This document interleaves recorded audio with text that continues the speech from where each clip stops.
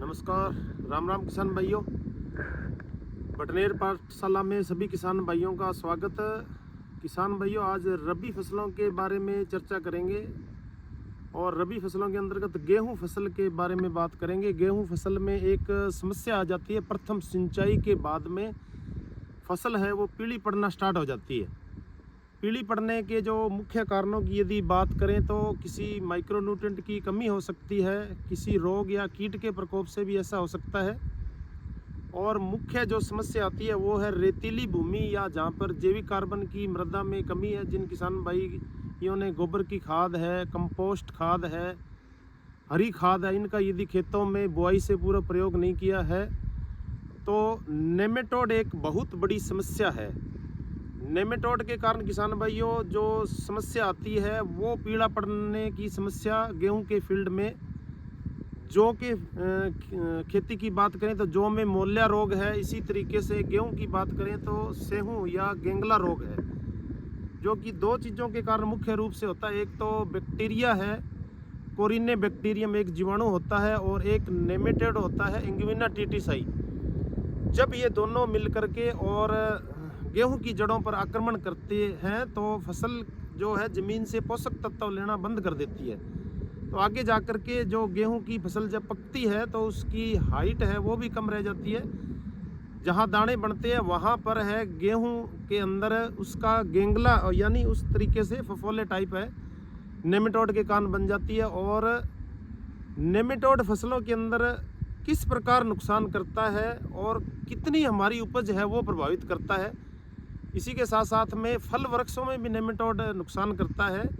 तो एक कृषि विशेषज्ञ हमारे साथ जुड़े हुए हैं। नेमेटोड के ऊपर विस्तृत हम चर्चा करेंगे और नेक्स्ट वीडियो में हम बात करेंगे कि इसका उपचार हम किस प्रकार कर सकते हैं। नमस्कार जी।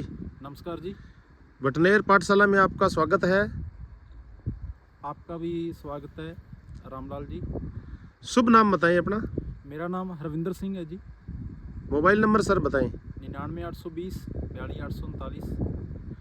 नेमेटोड के जीवन चक्र के बारे में, और आज अपने चर्चा चल रही है गेहूं फसल की, तो इसमें किस प्रकार नुकसान करता है सर, इसके बारे में बताएं। गेहूं में या जौ की फसल में हम सूत्रकृमि रोग के बारे में बात करें, नेमेटोड के बारे में बात करें तो गेहूं में जड़ गांठ सूत्रकृमि, ब्लोवाइडोगाइनी और इसके अलावा इंग्विना टिटिसाई, ये दोनों जो प्रजातियां हैं, ये दोनों के द्वारा जो गेहूं में और जौ की फसल में नुकसान होता है हमारे। जी जी जी। तो इनके जो रूट नोड नेमेटोड की हम बात करें, जड़ गांठ सूत्रकृमि की, तो इसका जो वैश्विक स्तर पर आंकलन जो आंका गया है नुकसान का, वो 8 से लेके 10% तक आंकलन हुआ है। इसका भी 8 से लेके 10% तक ये हमारी फसल में नुकसान कर सकता है। पूरे विश्व में इसका 8 से 10% तक नुकसान होता है। और जड़ गांठ सूत्रकृमि की जो प्रजाति है, ये लगभग पौधों की 2000 प्रजातियों के ऊपर अपना जीवन चक्र निर्भर करती है। जी जी। और गेहूं में और जौ में ये समस्या काफ़ी आती है। लेकिन ये जो रूट नोड नेमेटोड है, ये एक परजीवी होता है, एक धागेनुमा जीव होता है जो जड़ों में जाके गांठें पैदा करता है। और किसान भाई सर जब फसल की बुआई करते हैं तो अंकुरण के बाद में किस समय इसके लक्षण दिखाई देते हैं और किस तरीके से पौधे में दिखाई देते हैं? इसके जो प्राइमरी लक्षण है वो किसान भाइयों को ज़्यादा डायग्नोज नहीं होते हैं, वो नहीं देख पाते हैं। तो वैसे इसके जो लक्षण है वो 20 से 25 दिन की जब अपनी फसल हो जाती है, क्राउन रूट विकसित होने लगती है, उस टाइम ही इसके लक्षण दिखाई देने लगते हैं। और जब फसल अपनी 40 से दिन के लगभग हो जाती है तब इसके लक्षण हमें और दिखाई देते हैं रूट में, जैसे गांठों का निर्माण होना।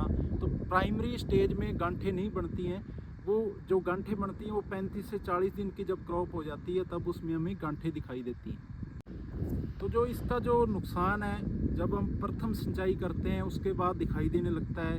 गेहूं है जो पेच वर्क में जो पीलापन दिखाई देगा गेहूं में, और जब उस पेच में या उस डोगी में हम जब कोई पौधा उखाड़ के देखेंगे तो उसकी जड़ों में हमें प्राइमरी स्टेज में स्वाइलिंग दिखाई देगी, जड़ें फूली हुई दिखाई देगी, सूजन दिखाई देगी जड़ों में। बिल्कुल। और इसके अलावा जो एक रूट से कई प्रकार की रूट जो हमें उसका जो फुटान दिखाई देगा। जहाँ से भी निमेटोड इन्फेक्शन करता है, वहाँ से एक रूट से कई रूट का जो फुटान है स्टार्ट हो जाता है इसका इन्फेक्शन के बाद में। और फिर धीरे धीरे ये जो जहाँ जहाँ ये इन्फेक्शन करता है उसमें जो एगिंग करता है तो वहाँ पे बड़ी सिस्ट बड़े गांठें बन जाती हैं। ये गांठें लगभग जब फसल अपनी 35 दिन से ऊपर हो जाती है, 40 दिन के बीच में, तब हमें गांठें वो दिखाई देती हैं। सर, आपके कहने का तात्पर्य है जड़ों में जहां भी नेमेटोड गांठें बनाता है तो ये भोजन प्रणाली को अवरुद्ध करता है, जिसके कारण प्लांट वहां से नई जड़ें विकसित करना प्रारंभ कर देता है। पौधे की प्रॉपर जो फूड चैनल है या उसमें कैसे अवरोध पैदा करता है? ये पौधे की जो रूट के माध्यम से जो फूड जाता है, फूड सप्लाई को बंद कर देता है। जो अपने जाइलम के द्वारा जो इसकी फूड सप्लाई पूरी कंप्लीट होनी है वो अवरुद्ध हो जाती है, क्योंकि जड़ों के माध्यम से ही पौधे ने अपना पोषक तत्व जो ग्रहण करने हैं। तो ये जब प्रणाली पूरी अवरुद्ध हो जाती है उसके बाद हमें पौधों में कई पोषक तत्वों की कमी के लक्षण दिखाई देते हैं। तो ज़्यादातर फार्मर जब ये पेच वर्क में दिखाई देता है, गेहूँ पीलापन दिखाई देता है, तो ज़्यादातर फार्मर यूरिया का ज़्यादा इस्तेमाल वहाँ करने लगता है। लेकिन नाइट्रोजन या यूरिया का इस्तेमाल करने के बाद भी फसल में क्लोरोफिल नहीं आता है, क्योंकि जो उसकी रूट पूरी अवरुद्ध हो जाती है तो वो मिट्टी से पूरा अपना भोजन नहीं ले पा रहा है। इसकी वजह से फसल में कई पोषक तत्व की कमी के जो लक्षण है वो दिखाई देने लगते हैं। प्रथम दृष्टया यदि किसान अपने खेत में दूर से पहचानना चाहता है भी नेमेटोड का अटैक हुआ है या नहीं, यदि सर पीलापन पूरे खेत में आ रहा है तो वो नाइट्रोजन की कमी से होगा। यदि फसल की बढ़वार में कहीं ऊपर है कहीं नीचे है, पेचेज में टुकड़ों में, तो डेफिनेटली वो नेमेटोड के लक्षण अपने को दिखते हैं। हाँ जी, ये लक्षण है जो हमें पेच वर्क के रूप में या दोगियों के रूप में, ठालियों के रूप में ही दिखाई देते हैं। ये नेमेटोड के जो लक्षण है पूरे खेत में कभी दिखाई नहीं देते हैं। अगर पूरे खेत में कोई पीलापन दिखाई दे रहा है वो किसी न्यूट्रेंट की डेफिशिएंसी की वजह से भी हो सकता है। नेमेटोड के जीवन चक्र की बात करते हैं, कैसे इसके अंडे बनते हैं, कैसे सिस्ट है जो झिल्ली फट के अंडे पूरे खेत में फैल जाते हैं और एक बार जमीन में पेनिट्रेट होने के बाद में अपनी संख्या को कितनी मात्रा में बढ़ाता है और उपज कितनी कम कर देता है। अगर हम एक गांठ की बात करें, सिस्ट की बात करें, तो उसमें 150 से लेके 200 तक इसके नेमेटोड्स के जो अंडे हो सकते हैं। उसके बाद में उसमें जो नेमेटोड है जो अपनी 2 से लेके 3 जनरेशन तक एक ही फसल में पूरी कर लेता है और इसका प्रभाव है फसल की जो लास्ट मैच्योरिटी की अवस्था है उस समय तक इसका प्रभाव रहता है। और जहाँ भी ये नेमेटोड की समस्या आएगी वहाँ पे क्या है, क्रॉप अपनी समय से पहले मैच्योर हो जाएगी और उसमें कई प्रकार के पोषक तत्वों की कमी के लक्षण भी दिखाई देंगे और उससे क्या हमारा उत्पादन है काफ़ी कम हो जाता है। सर, जब सूखे में कोर में अपने फसल देखते हैं तो बढ़िया हेल्दी फसल लगती है और जैसे ही किसान प्रथम सिंचाई करता है तो क्या इसकी सिस्ट पुट्टी है, झिल्ली है, वो फट जाती है और नेमेटोड पूरे खेत में सर्वाइव हो जाते हैं, ऐसा कुछ है क्या? बिल्कुल जी, जब अपने सिंचाई करते हैं तो उसको थोड़ा मॉइस्चर ज़्यादा मिलता है तो वो पुट्टी फट जाती है और पूरी जड़ों को अवरुद्ध कर देती है, पोषक तत्व जो ग्रहण करने की प्रक्रिया है। और इसके अलावा जब हम सिंचाई करते हैं तो कुछ पोषक तत्व है जो रूट से थोड़ा लीच हो जाते हैं, तो सिंचाई करने के बाद हमें इसके जो नेमेटोड के ज़्यादा लक्षण दिखाई देते हैं, क्योंकि जब सिंचाई होती है तो कुछ जो माइक्रोन्यूट्रेंट है वो थोड़ा लीच हो जाते हैं और जड़ से दूर हो जाते हैं और कुछ जो रूट की जो पोषक तत्व ग्रहण करने की प्रक्रिया वो अवरुद्ध हो जाती है। इसलिए हमें जो प्रथम सिंचाई के बाद इसके जो लक्षण है वो दिखाई देते हैं। आज के समय में यदि फसल हम देखें तो उगती फसल ही बीमार हो रही है। उसका मुख्य कारण है किसान अंधाधुंध रसायनों का प्रयोग कर रहे हैं, जैविक खादों का प्रयोग कम कर रहे हैं, जिसके कारण हमारे जो बेनिफिशियल माइक्रोब्स है उनको भोजन नहीं मिल पाता है। यदि हम जैव पदार्थों का प्रयोग नहीं करते हैं, कंपोस्ट है, गोबर की खाद है, फसल अवशेष ज़मीन में नहीं मिलाते हैं, तो इस तरह की समस्या है जो खेतों में देखने को मिलती है। तो इसके नियंत्रण की यदि बात करें तो किसान कई बार कार्बोफ्यूरॉन डालता है, एक बार फसल ठीक चलती है, उसमें कुछ स्टिमुलेंट होते हैं, लेकिन किसान को एक परमानेंट सॉल्यूशन के बारे में बात करें तो किस प्रकार इसको नियंत्रण कर पाएंगे?